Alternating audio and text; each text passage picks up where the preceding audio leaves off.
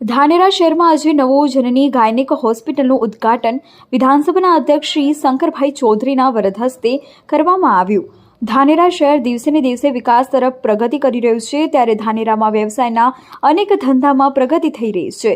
ત્યારે આજે ધાનેરા શહેરમાં કારગિલ 3 રસ્તા પાસે જનની ગાયનેક હોસ્પિટલ ડોક્ટર મહેશભાઈજી માળી તેમની હોસ્પિટલનું આજે શુભ ઉદ્ઘાટન કરવામાં આવ્યું। આ ઉદ્ઘાટન પ્રસંગે ઉપસ્થિત વિધાનસભાના અધ્યક્ષ શંકરભાઈ ચૌધરી તેમજ સાંસદ પરબતભાઈ પટેલ તથા ધાનેરાના ધારાસભ્ય માવજીભાઈ દેસાઈ અને વાવના ધારાસભ્ય જ્ઞાનીબેન ઠાકોર, ભગવાનદાસ પટેલ, વસંતભાઈ પુરોહિત અને કનુભાઈ વ્યાસ, અનિલભાઈ દરજી તેમજ દાનાભાઈ માળી તેમજ મેર સાહેબ, મામલતદાર સાહેબ, તાલુકા વિકાસ અધિકારી અને રાજકીય આગેવાનો, સંતો, મહંતોની અને મોટી સંખ્યામાં ઉપસ્થિત શુભેચ્છકોની ઉપસ્થિતિમાં જનની ગાયનેક હોસ્પિટલનું શુભ ઉદ્ઘાટન કરવામાં આવ્યું હતું। આ પ્રસંગે તમામ આગેવાનોએ શુભેચ્છાઓ પાઠવી હતી।